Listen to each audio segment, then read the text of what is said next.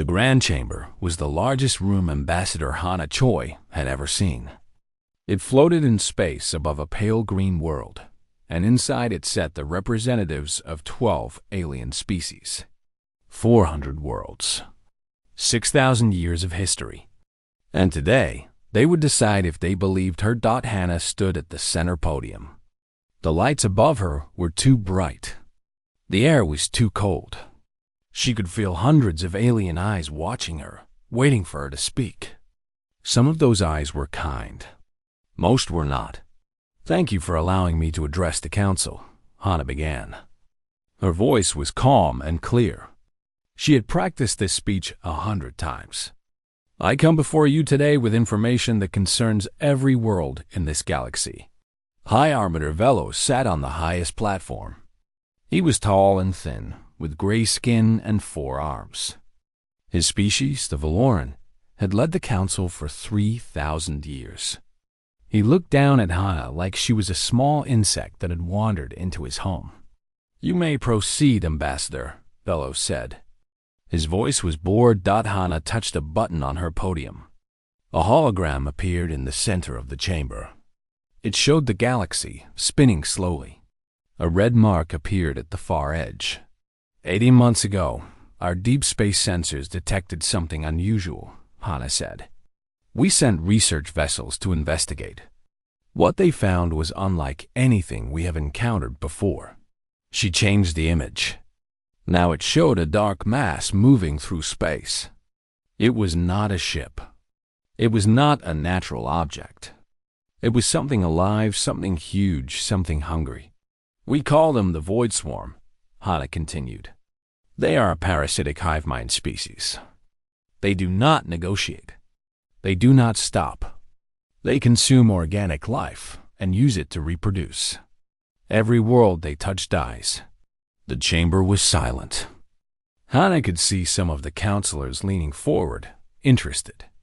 Others were whispering to their assistants. Velos simply stared, his expression unchanged. Dr. Yuna Kim stepped forward. She was the chief scientist of the human research team, and she had spent the last year studying the swarm. Her data was perfect. Her conclusions were clear. The swarm moves slowly, Yuna explained. They are currently at the galaxy's edge, far from any inhabited world. But they are moving inward. Based on our calculations, they will reach the outer colonies in approximately 4 years. She showed more images. Dead worlds. Empty cities. Ships torn apart. These were simulations, projections, based on the swarm's behavior. But they looked real enough to make several counselors gasp. We are asking the council to take immediate action, Hana said.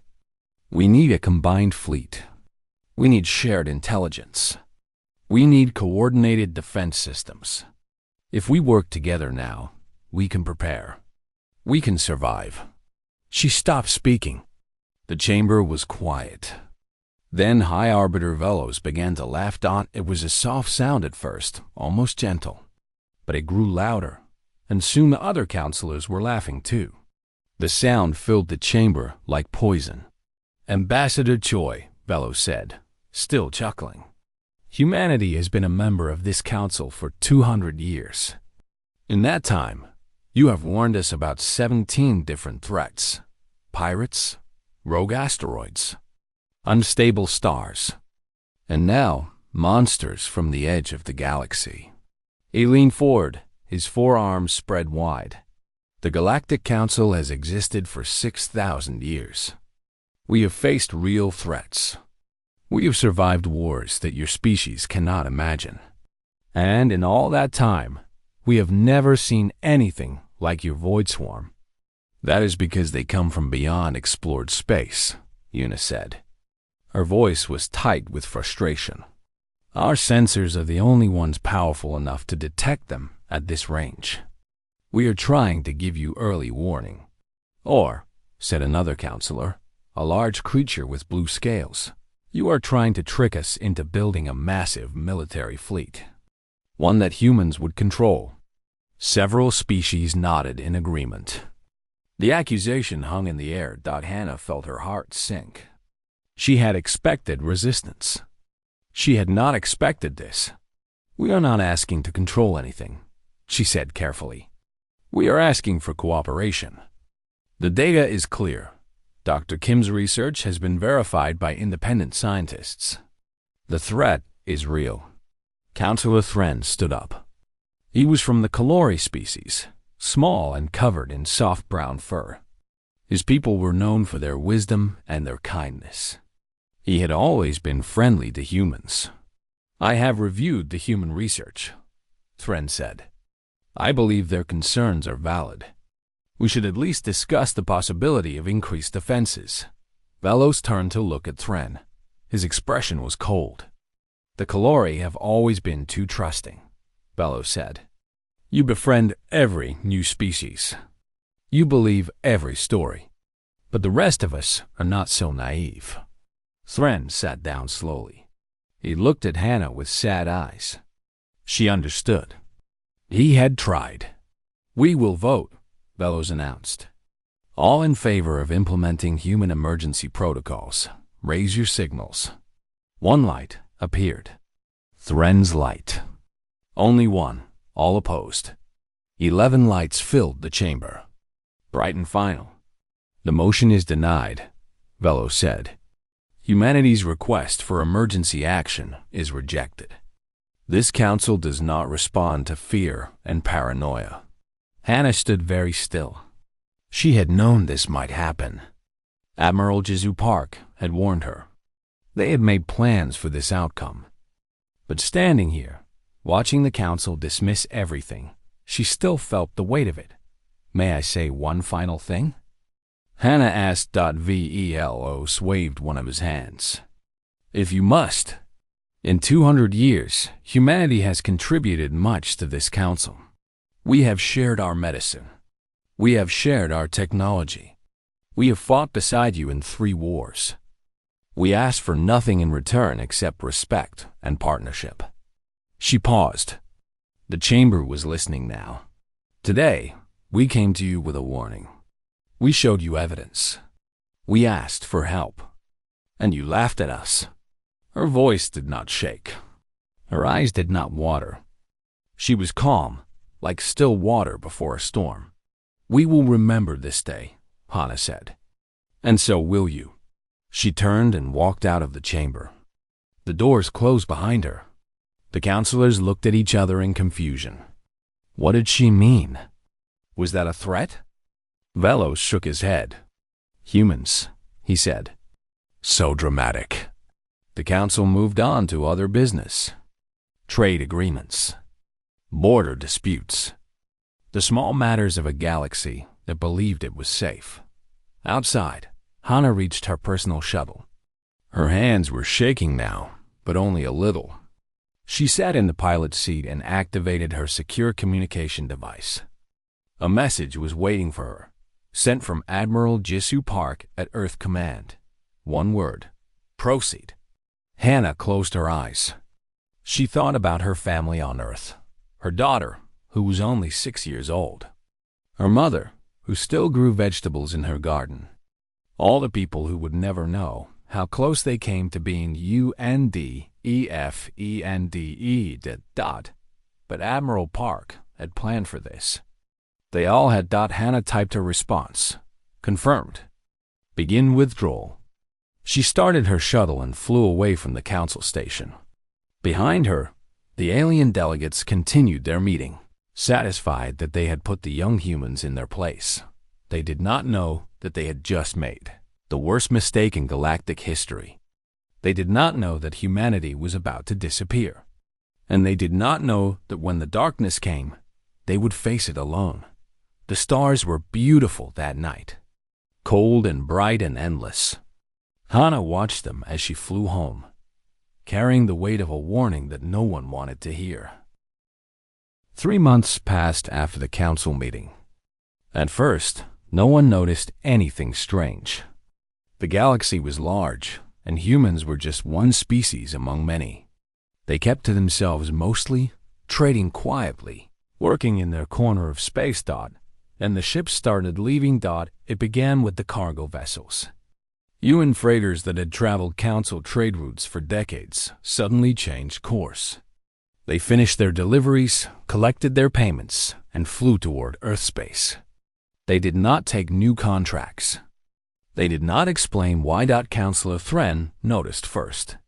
He had friends among the human traders who visited his homeworld. One day, his favorite merchant, a cheerful woman who sold earth spices, came to say goodbye. "I am sorry," she told him. "I cannot tell you why, but I wanted to thank you for your kindness over the years." Thren watched her ship disappear into the stars. He felt something cold in his chest, a feeling like winter approaching. On the space station of Nexus Prime, the largest trading hub in Council space, human businesses began to close. Restaurants packed up their kitchens. Shops sold their remaining goods at low prices. Offices emptied. Within weeks, an entire section of the station went dark. The other species filled the empty spaces quickly. Good, they thought. More room for us. The humans were always too loud anyway, too emotional. Too different. Ambassador Hana Choi walked through the halls of the Council embassy for the last time. She touched the walls that she had looked at for 10 years. She remembered the first day she arrived, so hopeful, so excited to represent humanity among the stars. Now she carried a small case containing official documents. She took them to the Council administrative office and placed them on the desk of a board clerk. "What is this?" the clerk asked. He was from a species with too many eyes and not enough patience. "Article 7 of the Galactic Charter," Hana said. "Humanity is formally withdrawing its membership from the Council." The clerk blinked all of his eyes at once. "Withdrawing? You cannot just withdraw. Article 7 says we can. Please process the documents." The clerk read through the papers. Everything was correct. Every form was filled properly. Every signature was in the right place. He could find no reason to reject it. "This is unusual," he muttered. "Yes," Hana agreed. "It is." She walked away before he could ask more questions. Behind her, the clerk stamped the documents and filed them away. Another small task in a long day. He did not understand what he had just processed. High Arbiter Velos received the news during his morning meal. An assistant handed him a datapad with the withdrawal notice. He read it twice, then laughed. "So the humans are leaving," he said. "Good riddance. They were always difficult. Too proud. Too stubborn. Should we respond?" His assistant asked. Velo us waved a hand dismissively. "Why bother? Let them sulk in their little corner of the galaxy. They will come back eventually, begging for trade agreements. They always need something." But the humans did not come back. Captain Minho Lee stood on the bridge of his ship, the final military vessel in Council space. Through the window, he could see a Kalori colony world, peaceful and green. He had visited that world many times. He had friends there. "Sir," his navigator said, "we are ready to depart." Minho nodded slowly. "Begin the withdrawal." The ship turned away from the colony and moved toward the border. Around them, other human vessels joined the convoy. Medical ships, research stations, mining platforms. Everything that belonged to humanity was going home. Dr. Yuna Kim worked without sleep for 7 days straight. Her task was delicate and important. She had to remove all human contributions from Council databases. Medical research that human scientists had shared freely. Agricultural techniques that had helped dozens of species grow more food. Engineering designs that made space travel safer. All of it belonged to humanity. They had shared it as gifts, expecting friendship in return. Now they were taking it back. "Is this legal?" her assistant asked. "Completely legal," Yuna replied. "We never transferred ownership. We only shared access. The access is now revoked." She pressed the final button. Across the galaxy, thousands of files disappeared from Council computers. The aliens would not notice right away, but they would notice eventually when they tried to use human technology and found only empty folders. General Taiho Beak coordinated the military withdrawal from his command center on the border. He watched red dots on a map, each one representing a human ship returning home. The operation was precise and quiet. No announcements, no ceremonies, just efficiency. General, an officer reported. The last ground base on Helix Prime has been evacuated. All equipment removed. All personnel aboard. Good, Taiho said. What about the defensive installations? Powered down and locked. We left them clean. Taiho looked at the map. 200 years of presence in Council space, and soon there would be nothing left. No trace of humanity among the stars. Just empty buildings and unanswered calls. They will not understand, he said quietly. Sir? The Council. They think we are punishing them. They think we are angry. Taiho shook his head. They do not realize we are trying to survive. Back on Earth, Admiral Jisoo Park stood before a room full of military leaders. Behind her, screens showed the construction of massive defensive platforms. Weapons that had never been built before. Ships designed for a war that no one else believed was coming. We have 18 months before contact, she said. Maybe less. Every resource goes to fortification. Every scientist works on countermeasures. Every soldier trains for the fight ahead. A general raised his hand. What about the Council? Will they help when they realize the truth? Jisoo's face was calm, but her eyes were sad. By the time they realize the truth, it will be too late for them. Our job is to make sure it is not too late for us. She pointed at a map of human space. The borders were being reinforced with automated defense systems. Early warning satellites. Kill zones where the swarm would face the full power of human weapons. We build a wall, Jisoo said. We close the gates. And when the darkness comes, we hold the line. The final human ship crossed into Earth territory on a quiet Tuesday afternoon. Captain Minho Lee watched the border marker pass by his window. Behind him, Council space stretched out like an ocean he would never sail again. Close the communication channels, he ordered. All of them, sir? All of them. The channels closed. The signal stopped. Humanity fell silent in Council space. Life continued as normal. Trade ships flew their routes.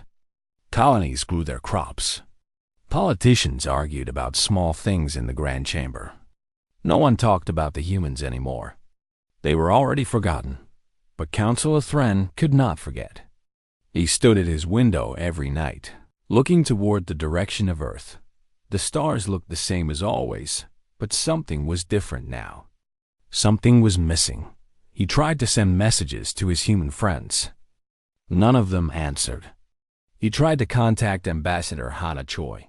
Her channel was dead. He even tried to reach Dr. Yuna Kim, the scientist who had warned them all. Silence. Only silence. Thren was old enough to recognize fear when he felt it. Not fear of the humans. Fear of what their departure might mean. Fear that they knew something the Council did not.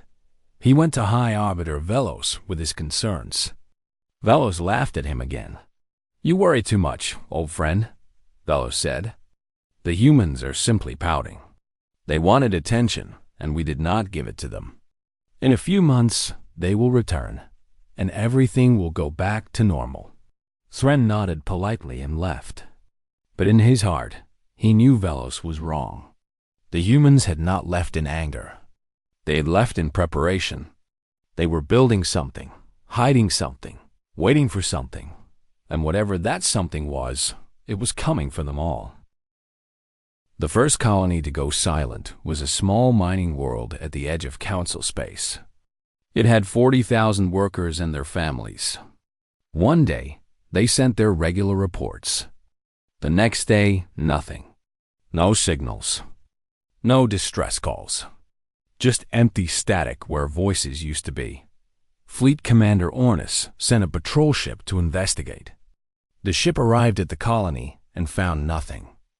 The buildings were still standing. The machines were still running.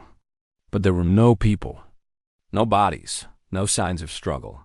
Just an entire world, completely empty. What happened here? The patrol captain asked his crew. No one had an answer. More colonies went dark over the following weeks. First 1, then 3, then 10.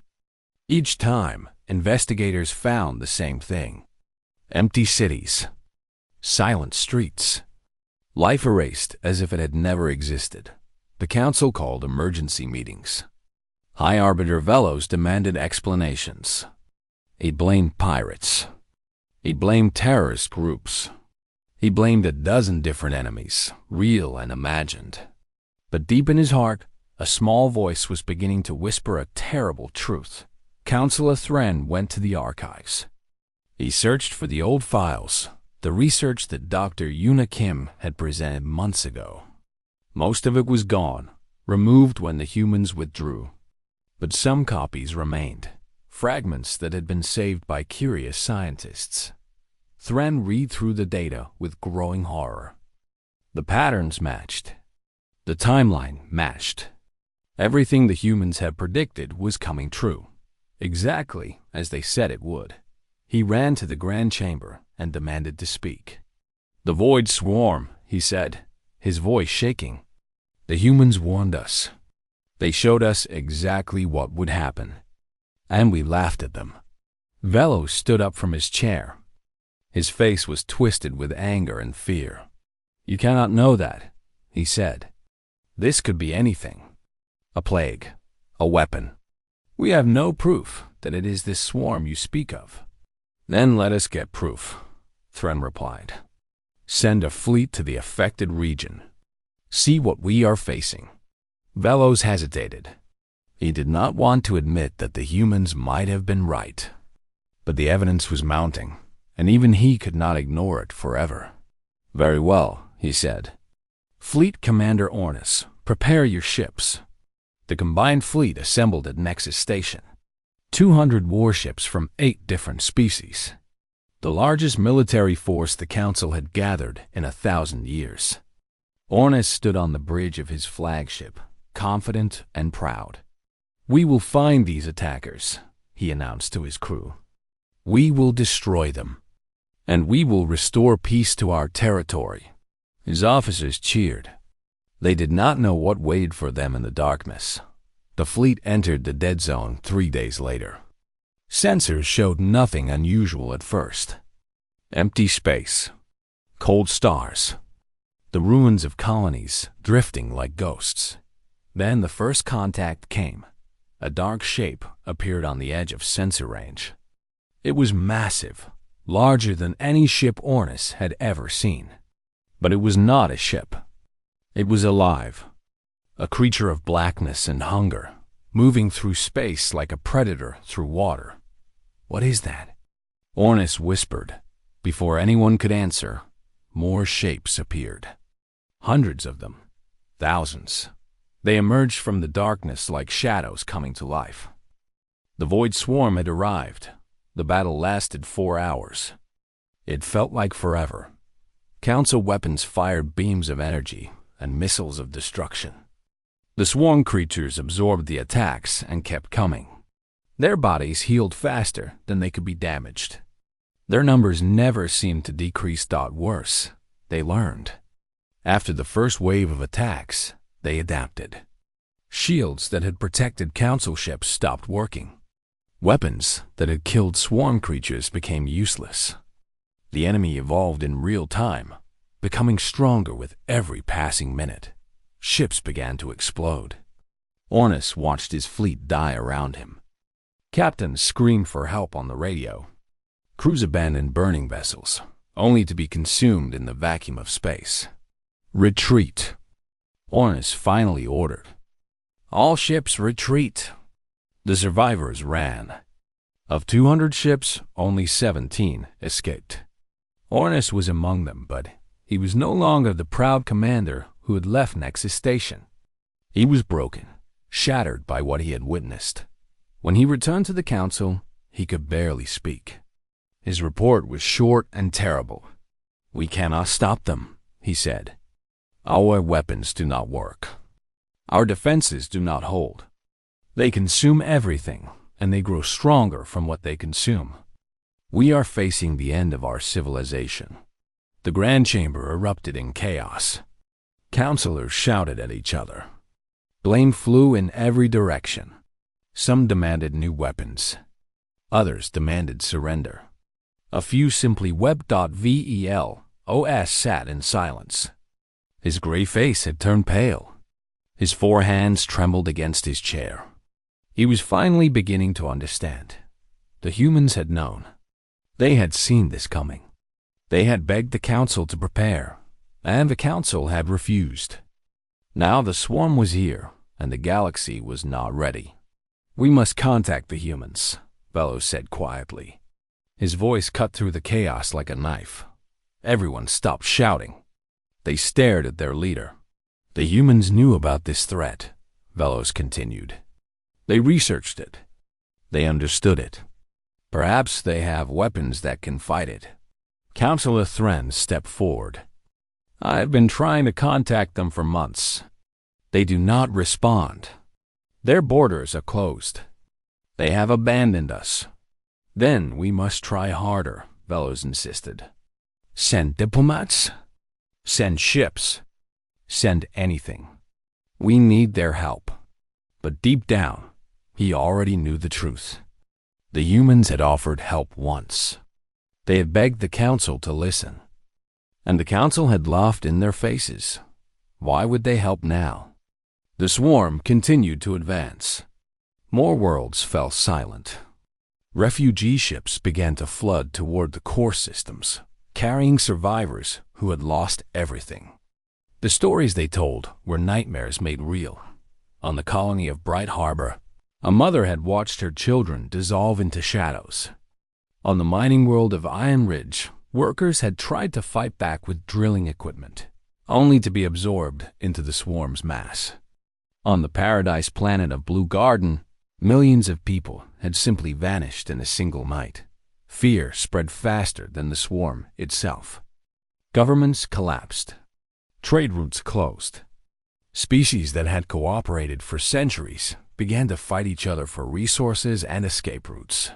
The galaxy was dying, and no one could stop it. Councillor Thren sat alone in his office, staring at the wall. He had a small picture frame on his desk, a photograph of himself with his human friends. Ambassador Hannah Choi, Dr. Yuna Kim, Captain Minho Lee. They were smiling in the picture, happy and hopeful. He had failed them. He had voted with them, supported them, believed them. But he had not fought hard enough. He had not convinced the others.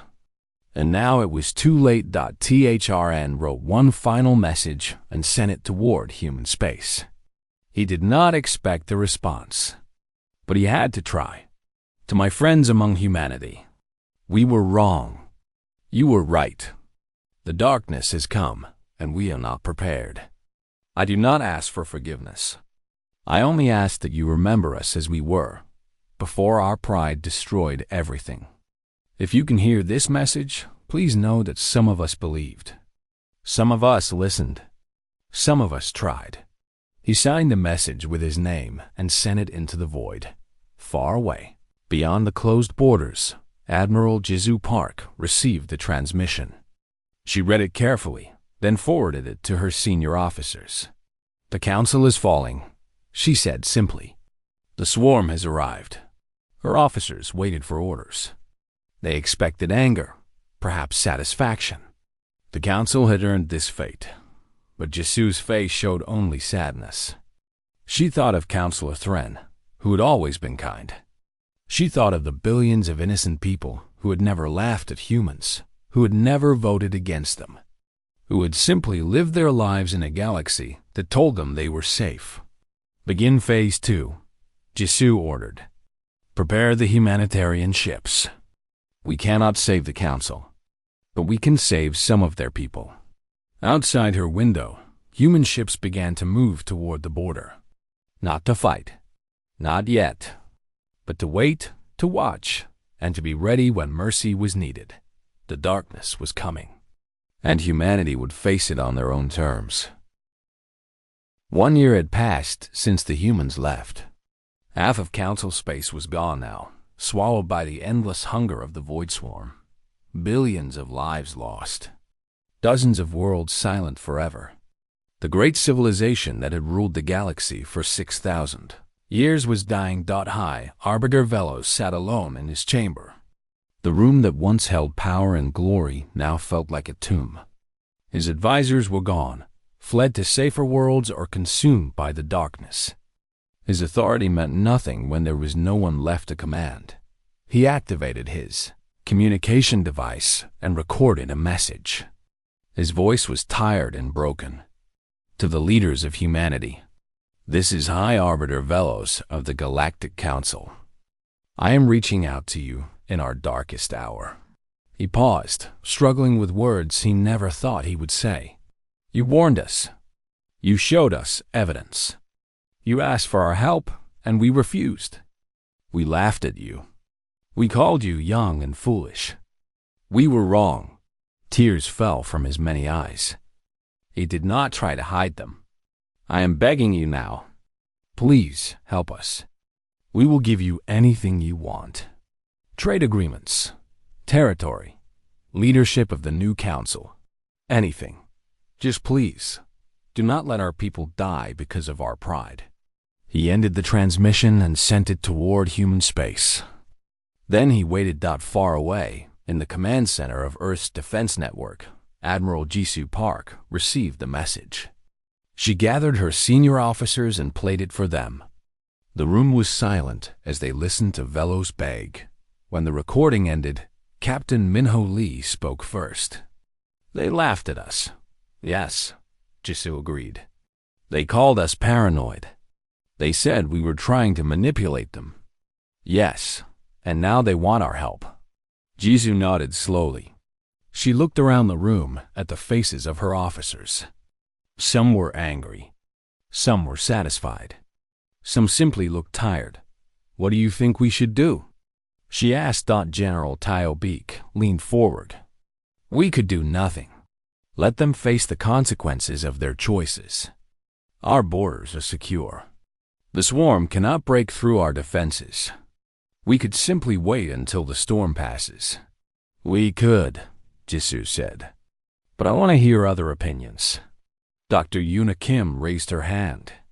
"There are 90 billion people still alive in Council space. Most of them never voted against us. Most of them never even knew about the warning. They are innocent. Innocent people ruled by guilty leaders," Tyo countered. "Children. General. There are children on those worlds. Families. People who just want to live their lives. They do not deserve to die because their politicians made bad decisions." The room fell quiet again. Jisoo let the silence stretch. "I have made my decision," she finally said. "We will not rejoin the council. We will not fight their war. But we will not abandon innocent people to death." She stood and walked to the main display screen. A map of council space appeared, showing the advancing swarm and the refugee routes fleeing from it. "Humanitarian ships will move to the border. We will establish rescue stations in neutral space. Any civilian who reaches those stations will be transported to safety. We will provide food, medicine, and shelter to refugees." Minho raised an eyebrow. "And the military response?" Jisoo's expression hardened. "The swarm will eventually reach our borders. When they do, we will show them what human weapons can do. But we fight to protect our space, not to save a council that refused to protect itself." The orders went out across human territory. Cargo ships loaded with supplies flew toward the border. Medical teams prepared to receive wounded refugees. Soldiers trained for the battle they knew was coming. At the edge of human space, the first rescue station opened. It was a simple structure, a converted cargo platform with medical bays and food distribution centers. Ambassador Hana Choi volunteered to run it. The first refugee ships arrived within days. They were battered and crowded, filled with survivors from a dozen different species. Some had lost everything. Some had lost everyone. They looked at the human workers with confusion and fear. "Why are you helping us?" A Kalori mother asked Hana. She was holding a small child, the only family she had left. "We treated you badly. We ignored your warnings." Hana smiled gently. "You did not ignore anything. Your leaders did. There's a difference." She guided the mother to a medical station where doctors checked the child. Human doctors, treating alien patients. The mother wept with relief that more ships came. Thousands of refugees, then tens of thousands. The rescue stations expanded to handle the flood. Human volunteers worked around the clock, feeding the hungry and healing the sick. Word spread through council space. The humans were helping. The humans had come back. Not as warriors, not as conquerors, but as saviors. Counselor Thren finally reached human space aboard a damaged transport. He was old and tired, but his eyes brightened when he saw the rescue operations. He found Hana at the main station and approached her carefully. "Ambassador Choi," he said, "I was not sure you would remember me." Hana took his hands in hers. "Of course, I remember you, Counselor. You were the only one who believed us." Thren's eyes filled with tears. "I should have done more. I should have fought harder. You did what you could. That is all any of us can do." They talked for hours. Thren told her about the fall of the council, the chaos and destruction. Hana told him about humanity's preparations, the year of building and training. She explained why they had left. "We knew the council would not listen," she said. "We knew the swarm was coming. So we made a choice. We could not save everyone, but we could save ourselves. And now we can save who we can." Thren nodded slowly. "There is no anger in your voice. No bitterness. How is that possible?" Hana thought carefully before answering. "Anger does not help anyone. Bitterness does not bring back the dead. We focus on what we can do, not what others failed to do." While the humanitarian mission continued, the swarm reached human territory. The first attack came on a Tuesday morning, when a wave of dark creatures emerged from hyperspace near Border Station 7. Admiral Jisoo Park had been waiting for this moment. Her ships were in position. Her weapons were ready. Her soldiers knew exactly what to do. "All units engage," she ordered. Human weapons fired. These were not the energy beams and missiles that council ships used. These were weapons designed specifically for the swarm, frequency disruptors that interrupted their healing, molecular weapons that broke apart their bodies, kinetic rounds that shattered their forms. The swarm tried to adapt as they had adapted to council weapons. But human scientists had planned for this too. The weapons changed constantly, shifting frequencies and patterns. Every time the swarm evolved, human technology evolved faster. The battle lasted 6 hours. When it ended, not a single swarm creature had crossed the border. Their bodies drifted in space like dark clouds, broken and dead. General Taiho Beek led a counteroffensive into swarm-held territory. His mission was not conquest. His mission was rescue. Deep behind enemy lines, there were still survivors, hidden in bunkers and caves, waiting for help that they believed would never come. Human soldiers landed on dying worlds and fought their way to the survivors. They carried children on their backs. They defended the weak against the hungry darkness. Many soldiers died, giving their lives for people who had once mocked their warnings. When the transports returned to human space, they carried refugees of every species, Kalori and Valoran, the scaled people and the many-eyed people, all of them saved by human hands. High Arbiter Velos was among the rescued. He had been trapped on a world that was hours away from being consumed. When human soldiers broke down the door to his shelter, he could not believe what he was seeing. "You came," he whispered. "After everything, you came for me." The soldier who led the rescue team was young, barely 20 years old. She looked at Velos without anger or judgment. "We came for everyone," she said. "Now let us move. This world does not have much time." They escaped just as the swarm devoured the planet. Velos watched through the transport window as his last stronghold disappeared into darkness. His power was gone. His empire was fallen. But he was alive because humans had chosen to save him. Back on Earth, Admiral Jizu Park received word of the successful rescues. She allowed herself a small smile. "How many?" she asked. 2 million from this operation alone," her adjutant reported. "Total refugees now number over 800 million. 800 million lives saved." It was not enough. Billions had died. But it was something. It was proof that mercy could exist, even in the darkest times. Jisoo looked out her window at the stars. The galaxy was smaller now, scarred by the swarm's passage. But it was not empty. Life continued. Hope remained. "Continue the operations," she ordered. "Save everyone we can." And so humanity fought, not for revenge, but for redemption. Not for themselves, but for those who had nowhere else to turn. 3 years had passed since the humans left the Council.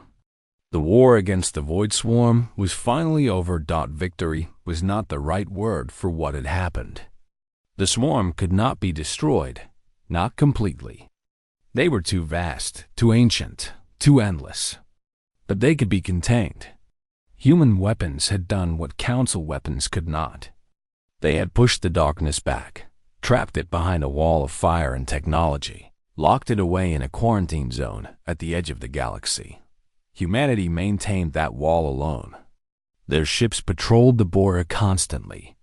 Their weapons kept the darkness at bay. It was a burden they had not asked for, but one they accepted without complaint. The rest of the galaxy was changed forever. 90 billion lives had been lost. Entire species had disappeared, their cultures and histories erased as if they had never existed. 8 of the original 12 Council races were functionally extinct, their survivors numbering in thousands rather than billions. The great civilizations that had laughed at humanity now existed as refugees. Their grand palaces were dust. Their powerful fleets were wreckage. They lived in camps and shelters, dependent on human charity for their survival. Admiral Jisu Park walked through one of those camps on a warm spring day. She was older now, her hair touched with gray, her eyes carrying the weight of 3 years of war. But she walked with purpose, stopping to speak with refugees, checking on medical stations, inspecting food distribution centers. A Kalari child ran up to her and tugged on her uniform. The child held a small flower, clearly picked from the garden that human volunteers had planted nearby. "For you?" the child said shyly. Jisu knelt down and accepted the flower with a gentle smile. "Thank you. It is beautiful." The child's mother hurried over, apologizing. "I am so sorry, Admiral. She does not understand proper protocol." "There is no need to apologize," Jisu said. "Kindness requires no protocol." She continued her walk, the small flower tucked into her pocket. Around her, human and alien workers moved together, rebuilding what had been destroyed. New buildings rose from empty fields. Schools taught children who had never known peace. Hospitals healed bodies and minds broken by war. Dr. Yuna Kim led the scientific cooperation effort. Her research, once rejected by the Council, was now the foundation of galactic recovery. Human medicine cured diseases that alien doctors could not treat. Human agricultural techniques grew food on soil that had been considered dead. She shared everything freely. No payment was requested. No conditions were attached. Why do you give so much? A Valaran scientist asked her one day. You could demand anything from us. We are helpless. We cannot refuse. Yuna shook her head. That is exactly why we do not demand. Power means nothing if you use it to hurt those who cannot fight back. We share because sharing is right. The Valaran stared at her for a long moment, then slowly nodded. He had spent his whole life in a culture that valued power above all else. This different way of thinking was strange to him, but somehow beautiful. The Galactic Council reformed, though it was a shadow of its former self. Only 4 species had enough survivors to send representatives. They gathered in a small building, nothing like the grand chamber that had floated among the stars. They voted to ask humanity to rejoin the council. A delegation was sent to Ambassador Hana Choi with a formal invitation and promises of equal partnership. Hana received them graciously. She listened to their words. She read their documents. Then she delivered humanity's response. We appreciate the invitation, she said carefully, but we must decline. For now, the delegates looked devastated. But why? We need your guidance, your technology, your wisdom, and you will have our support, Hana replied. We will trade with you. We will cooperate on matters of mutual interest. We will continue to protect the quarantine zone, but we will not join your government. We do not understand. Hannah folded her hands on the table. The council made decisions that nearly destroyed the galaxy. Those decisions were made by leaders who believed they were always right. If we join you now, we become those leaders. We become the ones who make decisions for everyone else. That is not what we want. She smiled gently at their confused faces. Build your own council. Make your own choices. Learn from your mistakes. We will be your neighbors, your trading partners, your allies in crisis. But you must learn to stand on your own. That is the only way to truly recover. The delegates returned to the council with this message. Some were angry. Some were disappointed. But a few, the wisest among them, understood what Hana was really saying. Humanity was not abandoning them. Humanity was respecting them enough to let them grow. High Arbiter Velos, no longer High Arbiter of anything, requested a private meeting with Admiral Jisoo Park. She agreed, and they met in a small garden on Earth, surrounded by flowers that Velos had never seen before. He looked old and tired. His gray skin had faded to near white. His forearms hung loosely at his sides, but his eyes were clear and his voice was steady. I came to understand, he said simply. Jisoo gestured for him to sit on a stone bench. She sat beside him. What do you wish to understand? Velos looked at the flowers around them. On his homeworld, everything had been metal and glass. There had been no gardens, no nature. He had never known what he was missing. After everything we did to your people, he said slowly, you came back. You saved millions of us. You saved me, personally. A man who laughed at your warnings. A man who called you fools. He turned to look at her directly. Why? It makes no sense. In our culture, the strong dominate the weak. Enemies are destroyed. Pride is everything. But you showed mercy to those who showed you none. Why? Jisoo was quiet for a moment, gathering her thoughts. Do you know the history of my species? She asked. Some of it? We nearly destroyed ourselves a dozen times. Wars between nations. Weapons that could end all life. Diseases we created. Climate we ruined. Again and again, we faced extinction. She picked a flower from a nearby bush, turning it in her fingers. But every time, even in our darkest moments, there were people who chose differently. Enemies who became friends. Victims who forgave their attackers. People who built instead of destroyed. Healed instead of hurt. Loved instead of hated. She looked at Velos with eyes full of ancient wisdom. We learned that survival is not about defeating enemies. It is about building something worth surviving for. We left the council because you would not listen. We returned because you needed help. Those are not contradictions. That is simply who we are. Velos sat in silence, processing her words. In his long life, he had conquered worlds and commanded armies. He had believed power was everything. But now, sitting in this garden with a human admiral, he began to see how small his understanding had been. I wasted my life, he whispered. No, Jisoo said firmly. You are still alive. There is still time to learn, to change, to become someone different. She stood and offered him her hand. Come, let me show you our world. Perhaps you will find something worth understanding. They walked together through the garden, then through the city beyond. Velos saw humans living their lives, working, laughing, loving. He saw children playing games he did not recognize. He saw old people tending vegetables in community gardens. He saw art and music and joy, and slowly, something in his ancient heart began to heal weeks later. Captain Minho Lee stood at a memorial built on the edge of human space. It was a wall of names stretching into the distance, listing every being who had died in the Swarm War. Human names and alien names side by side. All equal in death. All remembered together. He had been standing there for an hour when Scholar Myra approached. She was from a neutral species, historians who had observed the galaxy for millennia.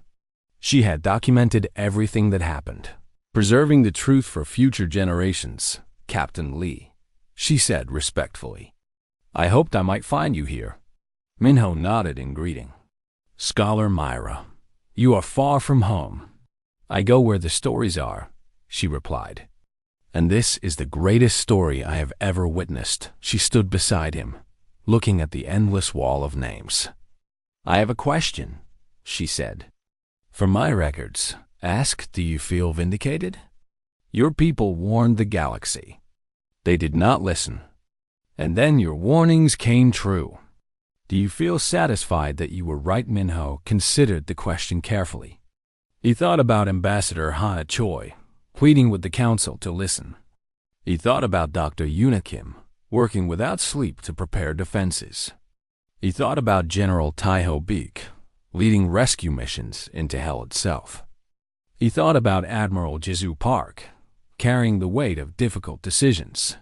No, he finally said, there is no victory in being right about a tragedy. We did not want this. We would give anything to have been wrong. He touched one of the names on the wall. A human soldier who had died saving Kalori children. We just want to build something better now, Minho continued. Something that lasts. Something where people listen to each other. Where warnings are heard. Where pride does not blind us to danger. Myra recorded his words carefully. This was the answer she had been seeking. Not triumph. Not bitterness. Just hope. In the rebuilt city of New Helix, human and alien children played together in the streets. They ran through parks and climbed on playgrounds, their laughter filling the air. They did not know about the war. They did not know about the council's failure.